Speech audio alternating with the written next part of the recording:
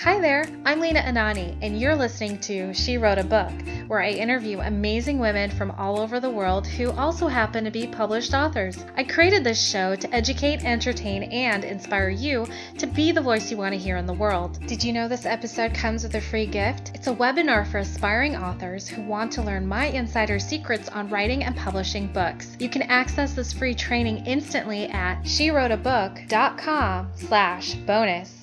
Now let's get started. You are listening to episode number 15 of She Wrote a Book, and today I'm interviewing Jessica LeeAnn, author of the book I Love You, But I Love You, But is a collection of contemporary short stories about three couples who are forced to address issues with their spouses in a manner that pleases God and their spouse.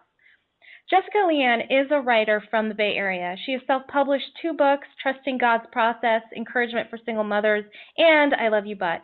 She's currently writing her 3rd book titled Of the World. Again, her book is called I Love You But. You can find the link to purchase her book in our show notes for this episode at SheWroteABook.com/15. So Jessica, it's such a pleasure having you as a guest today. What made you write this book? Thank you for having me, Lena. What made me write the book? We all have relationship drama, and just me being a believer in God, sometimes we don't know how to address relationships without behaving worldly, if you will. So I felt like it was important to show other believers that there is a specific way that we are supposed to address issues in our relationships. Okay, so relationship drama. Can you explain that, or let us know what your understanding of relationship drama is? I'm sure, like any type of miscommunication. As far as the book, there are the 3 issues that the characters have. Is one of the couples has an issue with their spouse's career. They travel a lot, and they feel like they don't have any time to spend with each other. Another issue is a married couple. They don't get along with their in-laws. And then another couple, they're having issues because one of the spouses is still friends with their ex. Okay, and is this fictional or nonfiction? Yes, it is fiction. It's fiction. Okay, cool. So how did you come up with these characters? One of the characters is actually based off of a friend that I know. He really is a musician, and he really is in China for 6 months. And it's, I was just wondering, like, wow, if I was in a relationship with someone, I don't think I would want them to go somewhere for 6 months. So I just kind of run with that idea. Okay, cool. Very cool. How did you come up with the title? And did I give it justice when I said, I love you, but, I mean, is that how you would say it? Yes, I love you, but I'm not sure I can handle your career. I'm not sure I can stay in this marriage. It's just so difficult. And I think just we as people, we have those moments. Like we love somebody, but we don't really know if we can stay in the relationship for the long haul or whatever friction that's, in the relationship. So do you feel like when you were building out these characters and trying to give them this like 3-dimensional feel for the reader, what was your process what was your process to create these characters? Well, I originally was going to just make it one, novel, one story, but I feel like the title is so many different scenarios that you can have these I love you but situations. So I just kind of wanted to, reach to different types of relationships. People who are not married, people who are married, people who are in the beginning stages of relationships. So I just kind of wanted to reach out to many different aspects of a relationship. Okay, cool. So do you feel like there's going to be more in the series of the I Love You Buts? Yes, it is. I just had a book signing last weekend, and one of the readers who were there, they kind of was like, I feel like there should be a part 2 based off of the second story. And so I kind of started writing the outline for a follow-up book. Oh, so cool. So Yeah. cool. When did you start becoming a novelist? When did this happen and how? Well, my grandmother, she was a librarian's assistant for 29 years, and she would bring me and my cousins books, and I just fell in love with the books. And just from always reading books, I had my own, like, well, what if it ended this way, or what if this would have happened? So it just kind of, as a kid, I just always wanted to write my own stories based off of the stories that I read as a child.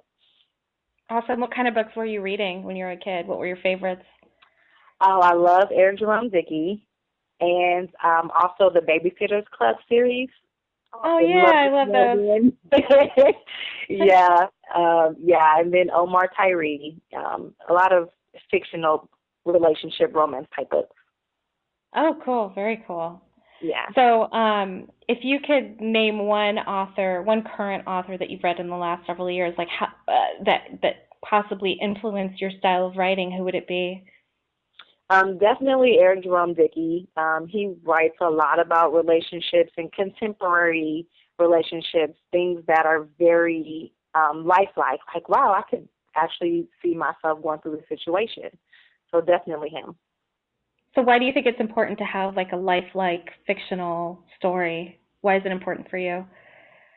I think the reader can connect more with the story if they feel like, they have a connection to it, an emotion tied into it. So that makes them want to see, well, what happens with this story? What happens to this character? And do you have like a writing process that you follow, or like a writing ritual that you have to do before you sit down and start writing? Well, yes, I write down different ideas. So I write down a plot, like how I want the book to start and what I kind of want the end to look like, or what I expect the end of the book to be, and then I just kind of fill in from there. So I'll just have this idea and just kind of fill it in. How often do you have to write to get it done, or do you just do it all in one shot? I write every day. I write every day, every evening before I go to bed. Really? For how long? Normally for about an hour or two. Wow, that's dedication. Every single night, like 7 days a week? I do, and more on the weekends since I'm, not working, but yeah, every day. Oh my gosh, that is so incredible. So you're always working on your next book, essentially. I am. I actually have 2 stories already completed, but like I said, I want to do like a series type thing, so I don't want to put those out just yet. Mm-hmm. But yeah. Cool. So, what is, when you wrote your first book, what were your big author dreams, and have they actually happened for you? Well, my big author dreams is to obviously be on the bestsellers list. Yeah. So that hasn't happened yet, and also to have a book reading. And I finally did that for the first time last weekend. So that was very exciting, very fun. Oh, that's so cool. Tell me a little bit about that.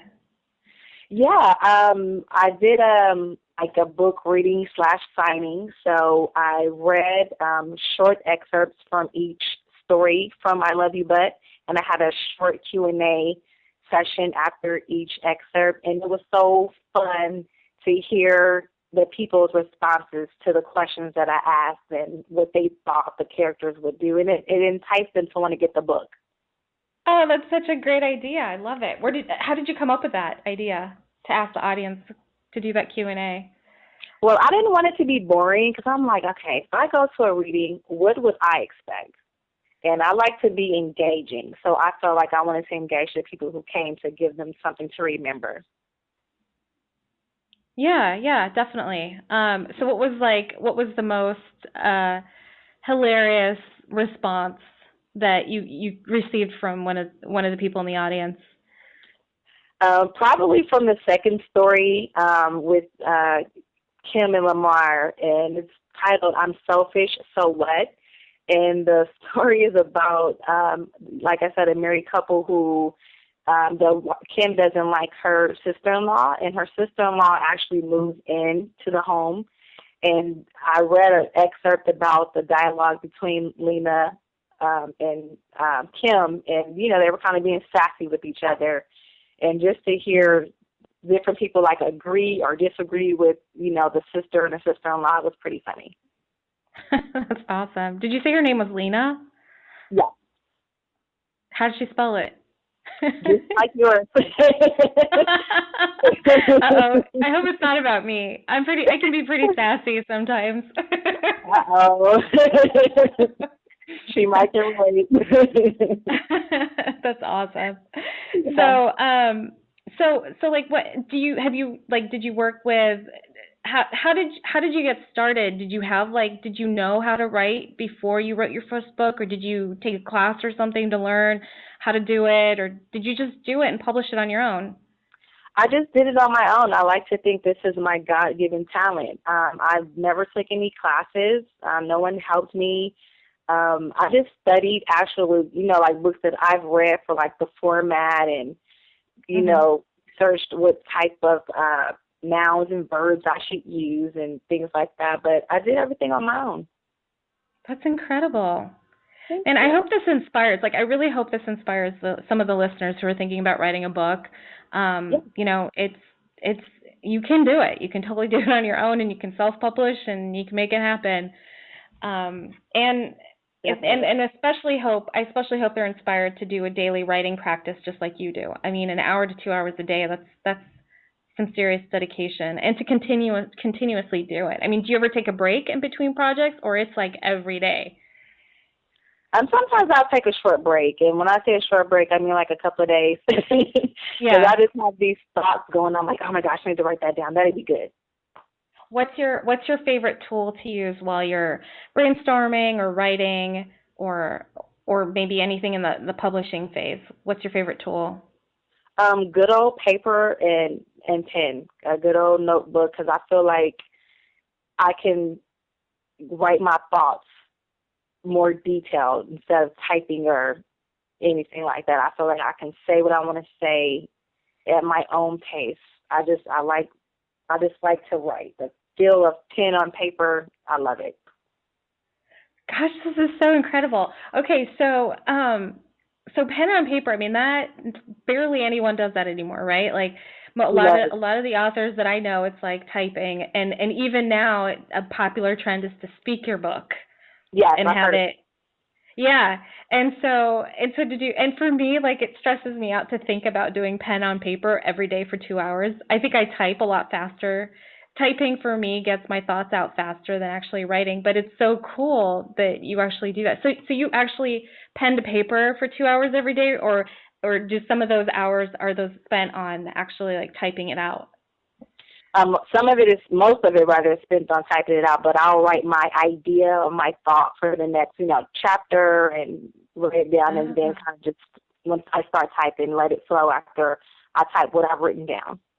Well, now I need to ask you this. How many journals or notebooks do you have total, like, that are filled with words?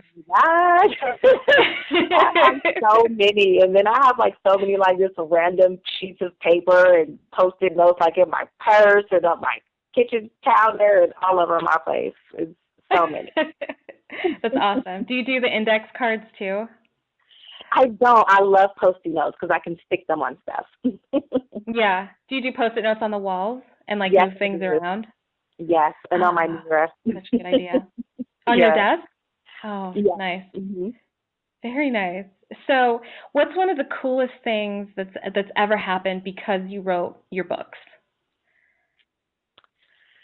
The coolest thing that happened, I got a speaking engagement. I thought that was pretty cool. That is cool. Tell me a little bit about that. It was, I got the speaking engagement from my first book, which is an encouragement book for single mothers, and I was invited to speak at a women's conference about parenthood as a single parent. So it was pretty cool. That is pretty cool. I bet a lot of people from the audience must have come up to you afterwards and. They did, and just to, get the response, I was like, wow, I feel the same way as a single mom. It's so nice to hear someone else to say that. I'm not by myself, which is the whole point of the encouragement book is, it's a struggle as a single mom, but we'll be okay. That's awesome. Wow, you're doing such great work. I love this. I love what you're doing. I love the angle that you're taking. It's so awesome. So what do you love most about being an author? I love being able to share my stories. That's what I like. I feel like I have a relatable perception on life, and, I start to share that. Very cool, very cool. Well, Jessica, thank you so much for being our special guest today. We will have a link to your book in the show notes for this episode, and our listeners can find that at SheWroteABook.com/15 to learn more about our author and her awesome, encouraging books. So, Jessica, thank you so much. It's been a pleasure. Thank you, Lena. I really appreciate this opportunity. You're awesome. Thank you for listening to She Wrote a Book. If you enjoyed this episode, then subscribe now so you can automatically get access to all new episodes, and feel free to share your inspired thoughts with us in the comments too. I'd love to hear from you. Are you ready to write your own book? Get started now with my quick and concise webinars so you can learn my insider secrets on writing and publishing your own book. Claim your free gift now at SheWroteABook.com/bonus. Until then, may you always feel good and make magic. Feel good, make magic now. Lena and Anani will show you how. Ignite that wisdom inside of you and show the world what you do to publish, write, and promote.